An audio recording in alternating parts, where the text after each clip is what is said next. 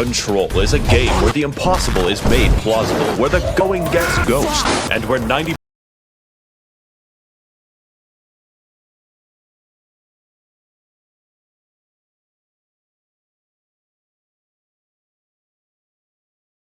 of all battles are fought using stone-based blunt force trauma. In this game, you play as Traffic Control, who is given supernatural abilities by her tulpa and the unnaturally Finnish janitor, as she undergoes the most complex and deadly job application known to man. As the new director for the Not SCP Foundation, you're given the job of researching and containing supernatural kitchen appliances with minimal or no government oversight and what appears to be Praetorian Guard succession law. You assume this mantle to fight the Hiss, a red-tinted malevolent force of death, to stop them from breaching the Hasbin Hotel dimension. And much like any problem, this can be solved with a gun. But stronger than any gun is our protagonist's extreme knack for hurling rocks at literal breakneck velocity, and in the process of destroying her enemy, conducts more stoning than Saudi Arabia. Here at the federal government, our exorcisms are performed with extreme prejudice.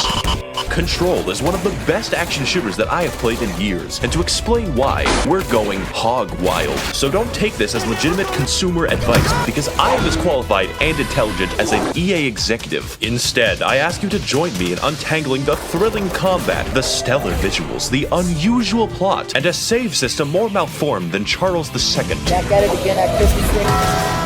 Help me! Help me! Mama Boo.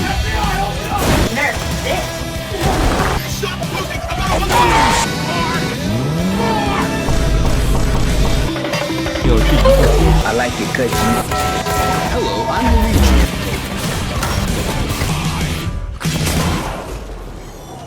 Now, this game is surprisingly simple. Almost everything that you do is just in a room, shooting people, and that's the best shit ever. There's no pre-animated takedowns, no cinematic set pieces, no following an NPC for 6 fucking hours. Please, Bourbon, speed up. Every shootout is up to you, and that's what makes the spectacle significantly more impressive than the Left 4 Dead 2 pre-rendered gas station explosion. Sorry guys, I was filming for a video. Can we, like, kick this fucking dude? In a way, this game is basically only possible because of modern CPUs. If I showed this to my father 10 years ago, he would have a fucking aneurysm. In those dark times, we were confined by Skyrim's weakness to only render 10,000 cheese wheels at once. You'll probably need a good computer to render it, since every bullet spawns at least 50 clipboards upon impact. DLSS is also a miracle technology for when I don't want my computer to etch ones and zeros on a stone tablet. I highly recommend it. This aesthetic is very appealing because this game doesn't have the slave labor budget of Dubai. Therefore, it sticks to relatively clean interiors that you subsequently trash like your local McDonald's bathroom. Just don't enter the sticky note room. Our adventure takes place in one building called the Oldest House, where the Federal Bureau of CIA Mormons conducts ethical experiments on the supernatural, like sissy hypnosis. Ooh, you want to hit the bell? It's a gateway between our world and the extra-dimensional, which is why white people immediately colonized it. There is variety, but what is there is tailor-made to make you feel like a pit bull in an orphanage. Enemies explode into colored smoke, rooms glow with beautiful lighting across a mirror sheen, and you can throw everything. You can even help the disabled into the fucking ground. It's art direction that makes this game pop, and it's all about that spectacle. So make sure you fill your PC with an adequate number of beans. You are the agent of destruction of the game and your computer, and the visuals only emphasize this. But it would be nothing without that sick gameplay. Battlefield 4 is a great looking game, but I struggle to theorize how the AI climbed out of the abortion bin. Fortunately, we're playing a game that has more than 2 buttons, so it's time to explain. Lesson 1 in Video James, the buttons. There's the aforementioned Mach 5 stone toss, but that's not all. You can literally fly in this game. Do you know how many options that unlocks? The paint buckets think they're safe, and suddenly this bastard's leaping to run. Among these are some fancy, less cool abilities like a dodge, a shield, and the ability to overwrite their consciousness. It's for the greater good.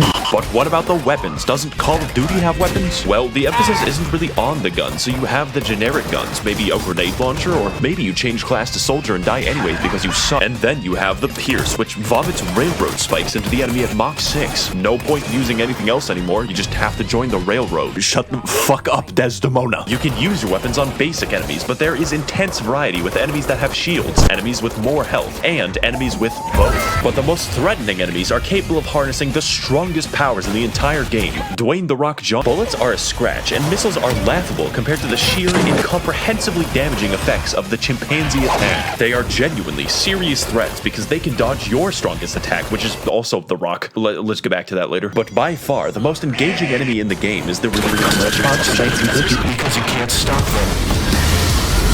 These all culminate to form a chaotic, fun mess of utter destruction, with modifications, upgrades, and skill progression. We will get back to that shit, so you can do a variety of builds and experiment with your— Okay, I lied to you, we're actually doing this now. This video is being hijacked by the Bad Fairy. The spectacle of the game and the first-time experience is amazing, downright fantastic. But there's a serious problem, and that the single and only tactic the player can do requires a return to monkey. Throwing rocks is objectively, always, in every scenario, the best strategy possible. Why do you think all my footage is just throwing rocks? There are upgrades, but rocks are objectively the best upgrade, so why do anything else? All other tactics are effectively LARPing that you want to win, because of all things, Antifa gaming is how you win. Every fight, every time. This will grate you by the end, and it makes repeated playthroughs repetitious. But Maxor, why can't you just use a different strategy if throwing rocks gets so boring? Well, this wouldn't be a problem in a normal game designed by a non-Finnic ethnicity. However, this is an enemy at the beginning of the game. And this is an enemy near the end. I fully upgraded this gun. Effectively, enemies scale faster than you can upgrade your weaponry, which makes you weaker and more pathetic by the end of the game. There is, however, one strategy that actually gets more effective as you level it. Can you guess what it is? To get the exact same dopamine as you did at the beginning, you have to use rocks or you're literally gimping yourself. It's like going to the zoo, but you're told the only way to see other animals is to jump into the chimp exhibit. It would be nice if I could choose more ways to be more effective, but the game has chosen for me. I should be allowed to feel more powerful as the game goes on, especially if you fill the game with literal RPG mechanics. Do not get me started on the mods. 90% of them are shit like save ammo when levitating, shoot 5% more, receive more money on Christmas if it's a Tuesday. On my first playthrough, I went the entire game without finding a single damage mod. The grind has literally no relationship to success whatsoever, so consider ignoring it. But what can't be ignored is our motivation. Why are we here? Where is the nearest Walmart? How to evade the police after create bomb? These answers and more can be found in the lore, a strange tale of a janitor and a whore. I love this game for the experience that it gave me once, and the story is a huge part of that, so it's time to explore. The oldest house is a building out of time, shifting as you progress, a barrier between us and the cosmos. We appear to be under the influence of terrifying cosmic beings that control its operations called the Board. I just went shopping at Home Depot. These fuckers are inhuman, non-Euclidean voices originating from a gigantic, inverted pyramid in the astral plane. You need a goddamn thesaurus to describe them, and everyone just kind of listens to their commands for seemingly no reason. Sorry, Joe Biden, in real life, the polyhedron gets the girl. In the midst of this bullshit, there's also a cosmic war going on between beings of sound. The first is the Red Hiss, a force of death which invades and occupies the oldest house to spread its dominion. And the other is Polaris. Polaris is trapped inside a fucking tetrahedron. This necessitates the conscription of our protagonist to fight the cosmic war for them. At least we have a game. And to make matters worse, there is yet another mysterious, extra-dimensional presence lingering in the halls, the most powerful of them all. A Finnish guy. It's a big plot point that he lends you his Walkman. That's how fucking strong they are. Take my cassette player. You can borrow it. The song is a present from my friends to you. It will get you through the maze so you can do your job. The only issue is that this unfolds due to fetch quests, exclusively. Oh, Jessup, we need the rocks. Go get the rock. Oh, I gotta find Dylan. Oh boy, we're in the prison now. Oh, it looks like Dylan walked by himself past me, back to exactly where I began the quest, causing all my time to be wasted. Oh, what's that, Dylan? I gotta find the spooky tetrahedron. Oh, crinklety crack, there goes my back.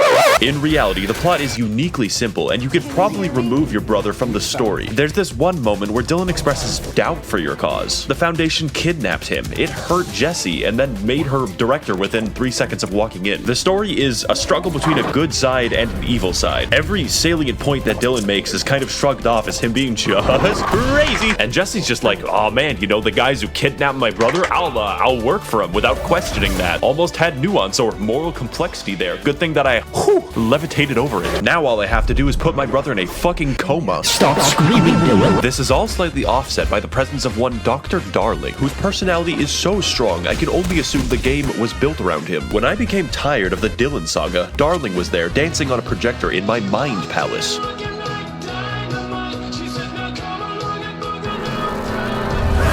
I found myself drawn to him, loving every second of his performance, and I think I know why. Jessie has the personality of a fish. She could suck the rainbow out of a pride parade. The expansions can try to help with this, but no, they don't. When I review DLC, they're often bombastic, new, and interesting, but Control's expansions suffer from the malaise of the late game. They typically drag on, and I'm just bored. They even got Alan Wake in the expansion where they fake the moon landing. That's supposed to be a fun sentence, but the gameplay is identical. The Foundation DLC tries to shake things up by adding a new enemy, but instead of blending it into the combat, the game sends 50 screaming baboons to fight you all at once. POV, you are a miner on Discord. With all this in mind, I can't really recommend that you play Control. Wrong. That's right, this game is making a comeback. Sometimes, entire games can be boiled down to just one moment. One pure example that stays with you forever and makes the experience truly worth playing. For me, there is nothing more emblematic of this than the Ashtray Maze. So if you're interested in playing Control, here is the magic word. This is when the game dives headlong into the absurdity, the action, and everything else that makes this game actually good. And if you don't enjoy Control, at least you can take away this. Every mechanic, every encounter was all building up to the moment that you grip your Finnish Walkman and let it play. And yes, this music is in the game.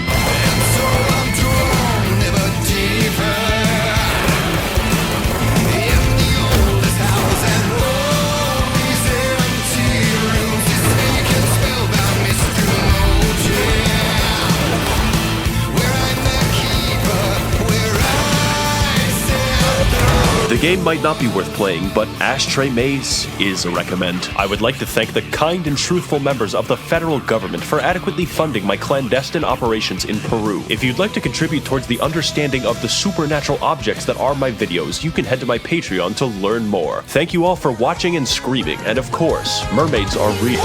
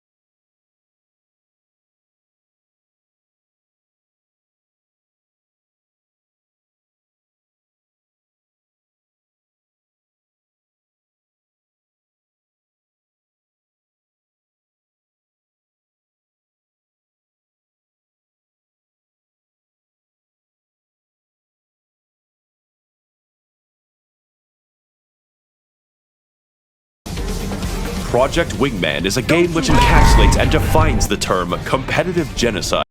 In a world where Yellowstone National Park has had enough, humanity is plunged into a post-apocalypse where the laws of war are null and void. We play as a mute, possibly autistic psychopath hellbent on his mission to fight the Australian Illuminati, featuring such notable species as the land battleship, the battleship, and the battle bus, across a multitude of varied and interesting locations like the apocalyptic wasteland that is Los Angeles. Caught in the middle of a conflict between the Pacific Federation and Cascadia, our protagonist is forced to put aside his fight with Jack Sparrow in Louisiana to conduct a second American Revolution and facilitate tax evasion. As a member of the Sicario mercenary group, you're given the tools of destruction you need to fight off the Antichrist, because in this universe, the UN does not solve conflict, it starts it and then escalates it.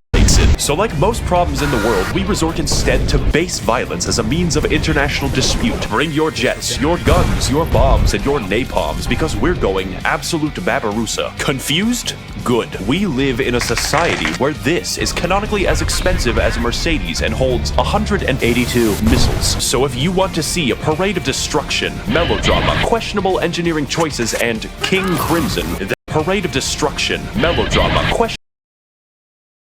182 missiles. So if you want to see a parade of destruction,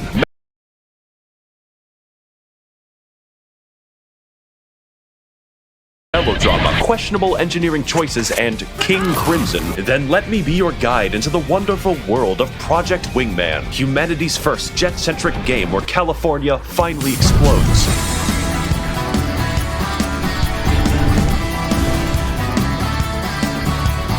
Now, I know what you're thinking. A jet game, Max? You've gone insane. Jet games are played by dads that have 12 keyboards and people with actual money. And while it may appear to you that I have money, it's only because I spend it very responsibly. You will be happy to know that Project Wingman is neither a simulation nor has it dug into my extensive budget. I would describe the game as more about piloting a slow Gundam than the actual intricacies of real air combat. Only in Project Wingman can you do the boss fight against the guy with 12 railguns and his force fields. And yes, the force fields do turn into railguns, just like real life. Most people think that jet combat is just about circling, and yeah, that's a thing. But the difference is in how it's contextualized and iterated on, which is by insane people. One mission you might be firefighting, and the next thing you know, Crimson 1 appears for the 6th time near the active volcano. How many flight games do you know include lava damage? And do you want to know the best part? The game is fully playable in VR. Please don't use a keyboard, which allows you to do some goofy shit, like physically exiting your cockpit in the middle of a battle. Okay, it's a little windy, but I'm ready. Does anyone else feel lightheaded? I will say though that in order to get the real VR experience, you'll have to repeatedly rotate your head with the life brick strapped to it. I lasted 4 missions on average before the recoiling permanently morphed my spine. You use the radar in your plane by physically looking down, not that you'll be able to by the end. Reviewing the footage, I noticed that there were moments in the game where I just died. That's not me taking off the headset, I just gave up on life. No game will ever make you feel this old, and nothing increases the immersion more than specifically choosing planes with as little visibility as possible for the extra challenge. I beat the entire game in 2 painful sessions, but I had never experienced anything like this ever since my house nearly burned down while playing VTOL VR. What the fuck? So in terms of VR, it's a must-have, because only in VR can we express the true, paralyzing fear of driving.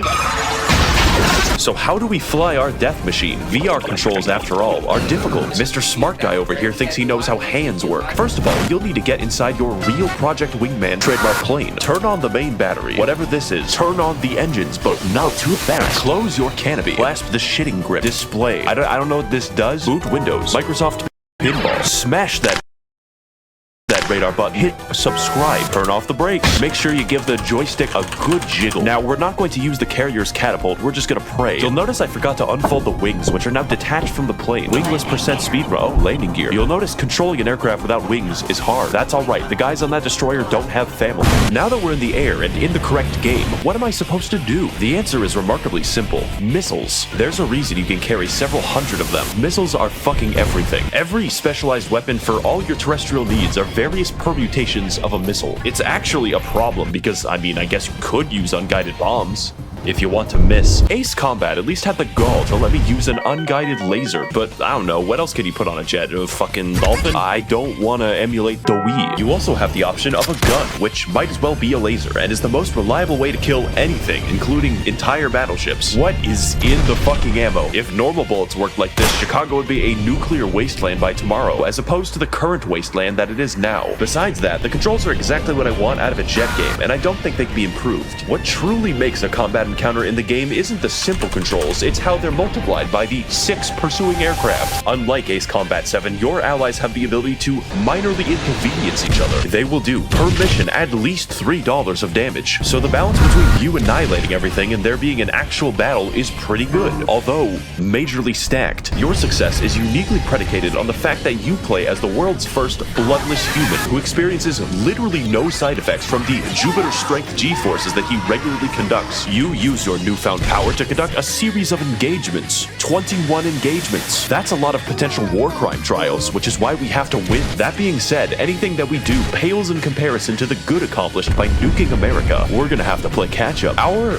liberation will take us all across the video game against all manner of foes, including the planes, the big planes, armies of helpless soldiers with families and dogs, and the Federation fleet. Wait, who is that on my screen? Oh, hey, me matey, it's me. Oh, fuck. But what really stands out are the boss fights. Yes, the plane game with boss fights. Shinji, get in the plane. We have to fight the angels or some shit. As for their weaponry, well, it's not physically possible. In order, you fight Crimson Squadron, French woman, and her Australian babe. It's 4 p.m. Time to get in the plane. Crimson Squadron, and Crimson Squadron's very angry nuclear enthusiast. More about him later. He's a guy. You can probably tell that it's character and the dialogue that keeps the game alive.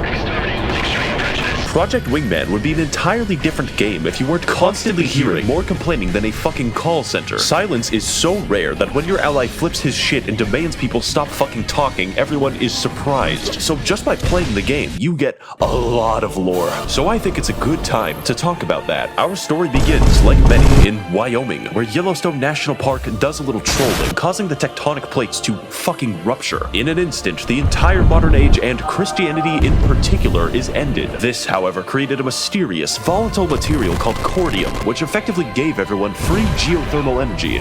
And also bombs. What emerged hundreds of years later are the countries of the Pacific: Neo-Mongolia, Large Hawaii, Oceania, and Cascadia. Oceania in particular was once invaded by a cabal of mercenaries attempting to establish diamond dogs or some shit. Thank God that we had Skullface there to help us out. In fact, nearly every military engagement since then has been swayed exclusively by methed up mercenaries. To prevent further challenges to their rule, the Federation tightened its power to include all of the death squads. But primarily, Cascadia was just mad that other people were allowed to use the limitless supply of energy that they had and wanted to sell it to everyone else at a ridiculous markup. This sets the scene for a war of independence which you are caught in the middle of, or rather, insert yourself into for money. Now the thing is, Cascadia is a real nation that exists in the imagination of insufferable people, so I can attest that the geography of where I live is well suited to guerrilla warfare. The entire Cascadian fleet, for instance, is one stolen ship called the Eminent Domain. The Federation, though, is not without a contingency plan. All across their empire, the Federation establishes peacekeepers, that's the real name, elite fighter squadrons of questionable sanity and engagement timing. The peacekeepers are so confident that they arrive late to every single battle that they're in. This directly causes their failure 90% of the time, by the way. The peacekeepers we encounter are the Crimson Squadron, one such group of elites so dedicated that they risked losing their entire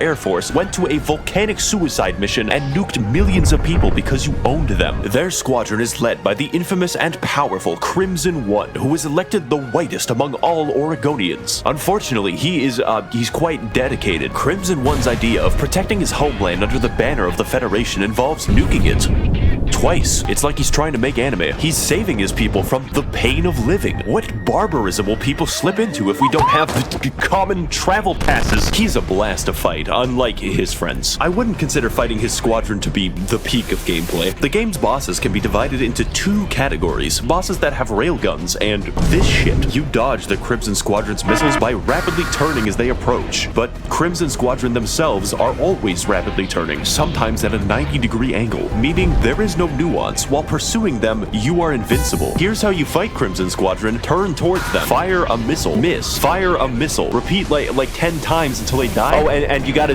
do this like 8 different times for each individual plane. I am progressively losing my mind. My name is Cleveland Brown. All in all, dogfights and lore, that's pretty cool, but that's not why you should play the game. Project Wingman is the manic pixie dream girl of vehicle combat. Most battles feature building-sized sky ships. That was an entire boss in Ace Combat 7, and the game's just like, well, have two of them fight. Fuck it, you use the lasers. Everything you do has a specific melodramatic reason as part of the wider narrative, and just watching that unfold and how it affects gameplay is the real draw. I see no other way of highlighting how this works than to show you, because Project Wingman is a game that you really need to see to believe. Side note, the pacing of this game's missions are amazing. I liked it so much that I made a graph out of it, printed out the graph, and showed it to my neighbors. Excuse me? Can you look at my graph? Our first act begins with an insertion into Cascadia. There's money to be made, people to kill, and most mercenaries are still mad about the Australian incident. But it's obvious that relying on a single mute man is bad. So you're forced to watch as Los Angeles is bombed. Oh no, the horror. It's time to revise our strategy, rethink our options, bomb our own energy sources. This way, no one will get them, except Crimson One, who sees you doing this and gets mad. This will be a theme. Now it's time to steal a boat. We really need that boat, Monarch. It's imperative that you get the boat. By the way, while defending said boat, we make the discovery that cruise missiles in this universe are pigeon-guided and exhibit traits of self-preservation. Now the war is really going on, like really going on. It's time to target a civilian airport because it will help the war. We're denying them potential recruits. They don't even know that they're being bombed because the Federation has been able to keep the war a secret for the past few weeks. This is due to the Great Firewall, which patriotically jams all the Wi-Fi across the entire country. There is only one course of action for me when denied of my YouTube. Violence. A lot of violence. Meanwhile, off the coast of fucking Alaska, the Federation is sending transport aircraft to help in the war effort. These aircraft were intercepted, and then the interception was intercepted, progressing for 9 hours until the entire air force of the two nations are fighting in the same place. Every aircraft. And, wow, it's time to talk about that.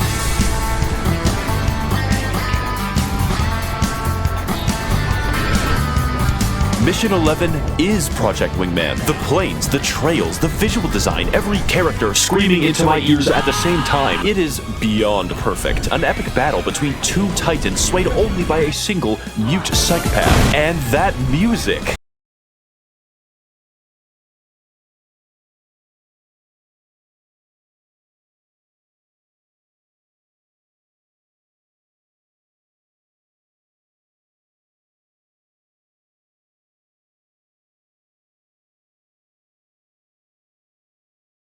This track got me pregnant. I think this is a great time to talk about it because the music always fits. Whether it's low tones for a sneaky insertion or a beautiful symphony rising as you descend into battle. I played this mission without the soundtrack, just to torture myself, and it's literally required. This game wouldn't be good without it, and that's a serious testament to the great work that's being done. Also, Crimson One is here, late as usual, and you just beat his ass. Kept in a top secret facility somewhere on the American continent, there is a woman. You have to track them down. It's for the war effort. So you raid the woman containment facility off the coast of Yellowstone, and she boards her fucking super aircraft with railguns and the turn radius of a nickel. Woman eliminated. Now, let's go down the list. Attack Hawaii for no reason. That's on the list. Attack people in a forest fire. That is definitely on the list. Save civilian lives. Oh, I'm sorry. That's not on the list. It's time to retake Seattle with the Federation in retreat and the war nearly won. With the Air Force in disarray, we're just one step away from...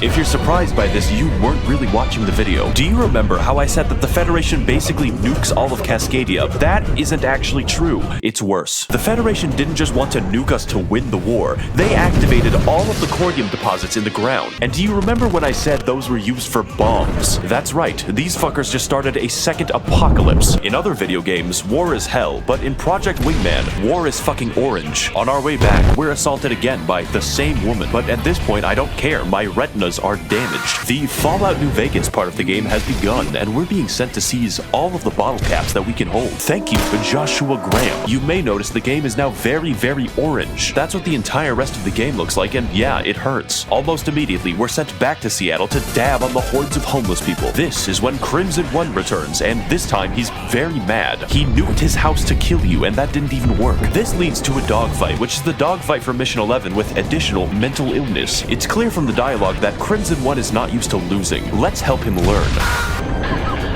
It's fucking creepy, dude. Jesus. Have a fucking Snickerdoodles. With that detour out of the way, it turns out that nukes didn't really help the Federation win. It just made a bunch of guys dress up like the fucking Romans. And with the UN on its last legs, there is one final stronghold for us to bomb. Los Angeles. Fucking finally. We struggle to take the city, fighting foes in the air, on the seas, and attempting to flee my bullets. But after a long and arduous fight, we stand victorious over the city as the music begins to pick up in the back. God fucking damn it. He just does it again.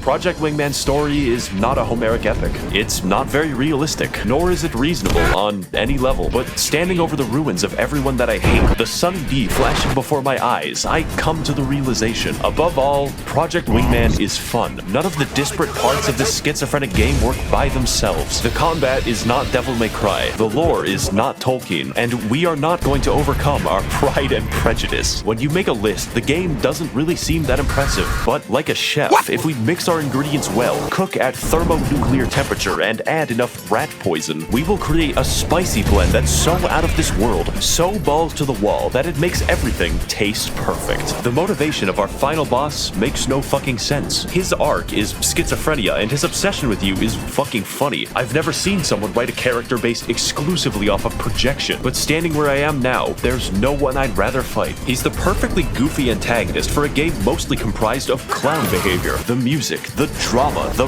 retinal damage. This fight is as ridiculous as the rest of the game, and I wouldn't want it any other way.